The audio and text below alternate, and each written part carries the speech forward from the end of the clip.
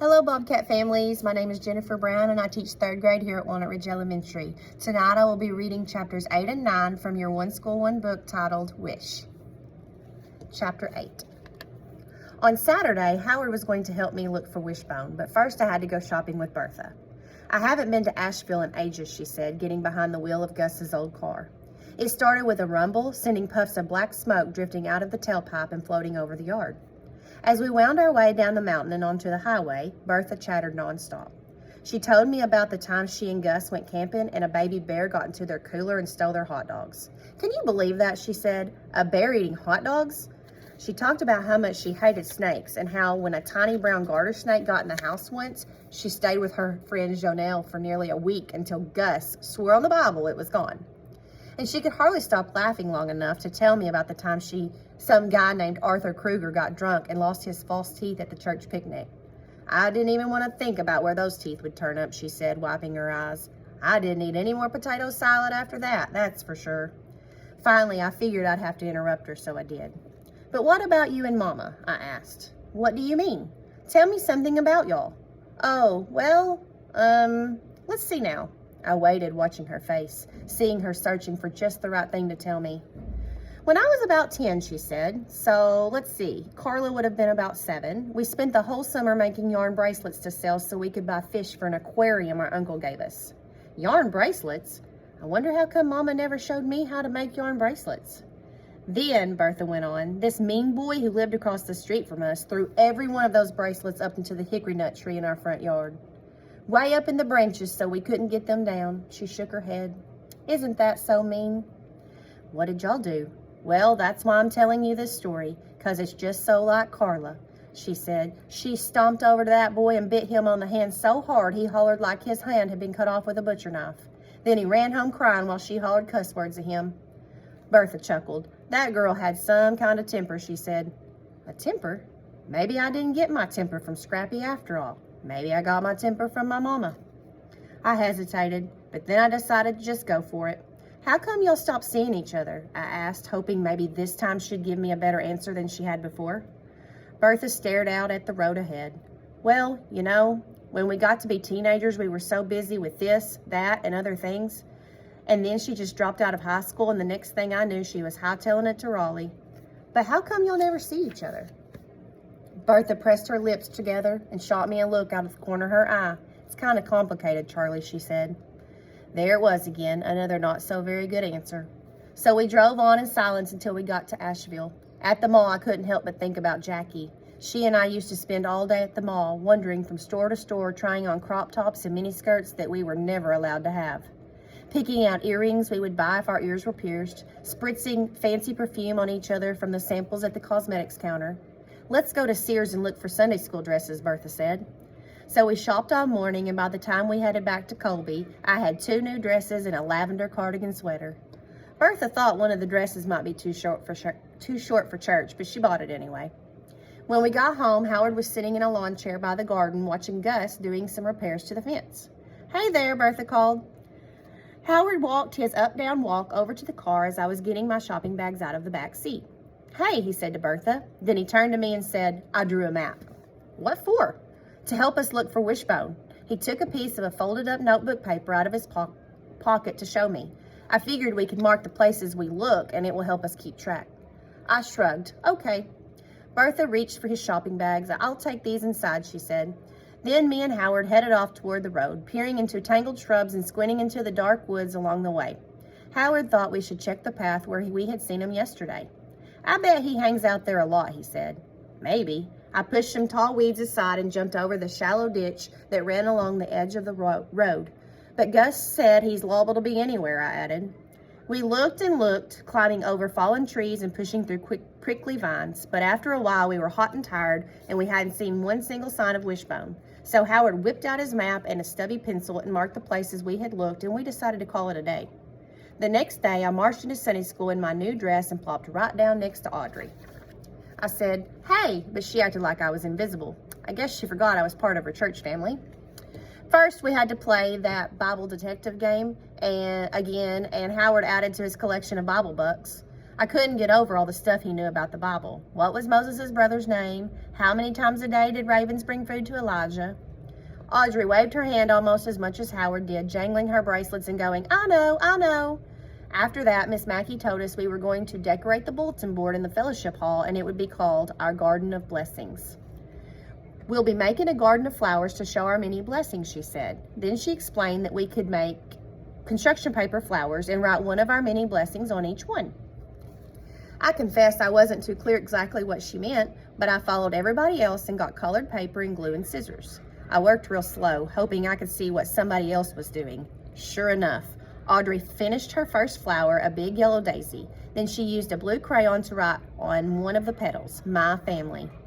My stomach squeezed up and my face felt hot. I put my hands in my lap so no one could see them shaking. That yellow daisy laid there on that table in front of me, reminding that I did not belong here, letting me know that even though I was here in church in my new dress, I did not have a blessing. May I be excused, I said to Miss Mackey, but I didn't even wait for her to answer. I hurried out of that room and went outside to the parking lot. But before I had time to start feeling sorry for myself, something good happened. I saw a red bird, a big bright cardinal on a telephone line across the street. I closed my eyes, spit 3 times, and made a wish. Chapter 9. Come to my house after school tomorrow, Howard said on the bus the next morning. I have a plan. What kind of plan, I asked. A plan for catching that dog. Wishbone, I said. His name is Wishbone. Howard took a bite of the toast he had brought on the bus with him. Whatever, he said. We still need a better plan than a map. I don't see why we can't. I sat up and grabbed Howard's knee. Don't move, I said. His eyes got wide. What's wrong? Take off your glasses, I said, real slow. Why? Just do it, I snapped, a little louder than I meant to. He took his glasses off and then squinted over at me. There's an eyelash right there, I said, pointing to one of the thick lenses. I need it. Why? To make a wish. A wish? If you blow on an eyelash, you get to make a wish. I took the glasses from him and pressed my finger on the lens. Then I held it up so Howard could see the tiny reddish eyelash. See, I said. Then I closed my eyes, made my wish, and blew, sending that eyelash out into the air where it disappeared, probably settling on the floor with clumps of dirt and chewing gum and trampled spelling tests. What'd you wish for? Howard asked. I can't tell you, I said. Why not? I flopped back against the seat and rolled my eyes. Geez, Howard, I said. What? I explained to him that if you tell your wish, then it won't come true. Everybody knows that, I added. Howard wiped his glasses at the end of his t-shirt and put them back on. I've made a wish every single day since 4th grade, I said. Howard bugged his eyes out at me. You must want a lot of stuff. I shook my head. Nope, just one thing, I said. I always wish for the same thing, every single time. The minute I said that, I regretted it.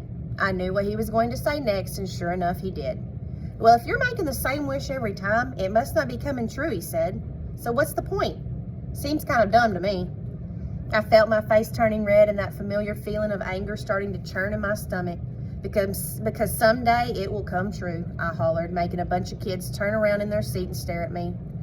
Howard looked at me over the top of his glasses and said, Pineapple? I kicked his backpack hard, sending it sliding out into the aisle of the bus. I confessed to feeling a flicker of regret when some kids laughed at that, but Howard, he just picked it up, brushed off the dirt, and said, Pineapple, Charlie, remember? I held on to my mad feelings all morning, taking every opportunity I could to shoot razor-sharp glares at Howard, or to bump him real hard over the pencil sharpener. I never should have told him about my wishing. I never told anybody, and now that I had, it did sound dumb. Why would anyone make the same wish every day if it never came true? Maybe I should give up. But then guess what happened? I looked at the clock and it was 11:11. I closed my eyes and made my wish.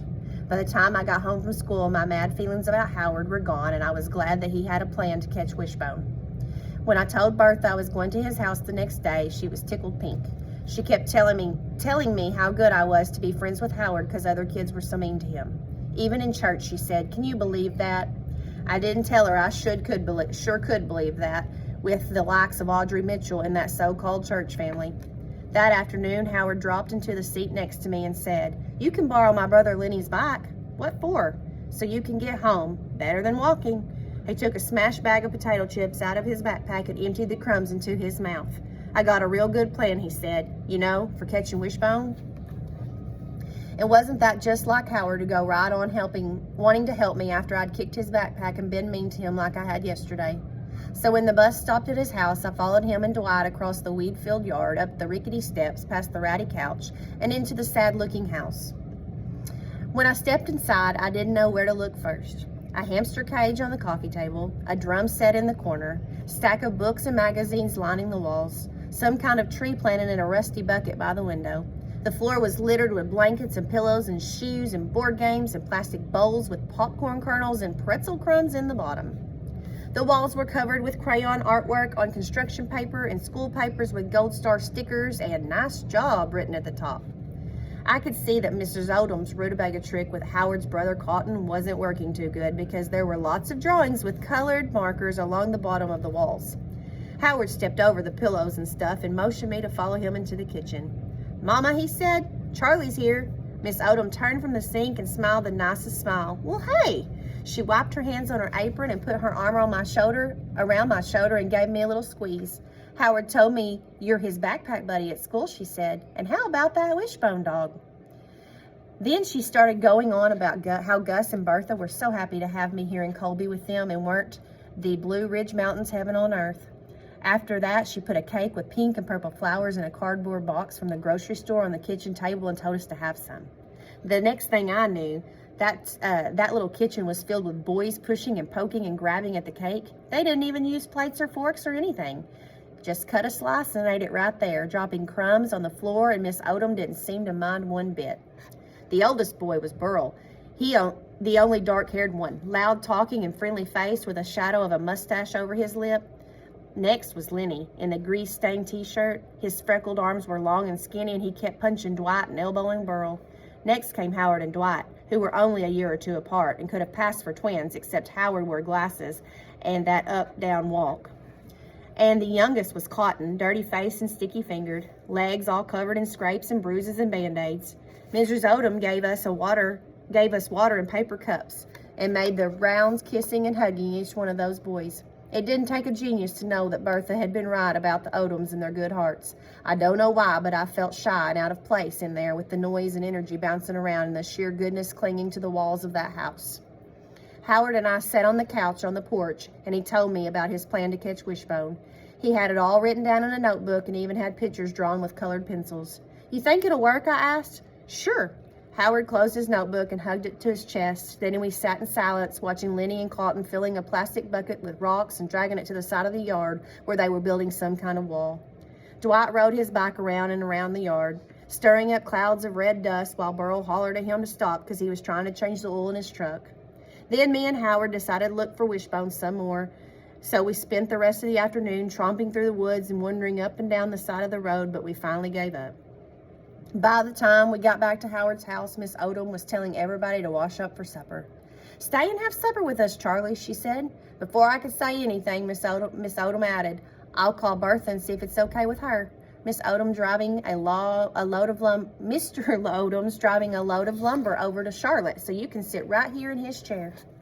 So we sat at the table, and before I knew what was happening, Howard grabbed my right hand and Dwight grabbed my left, and they all bowed their heads while Burl said the blessing.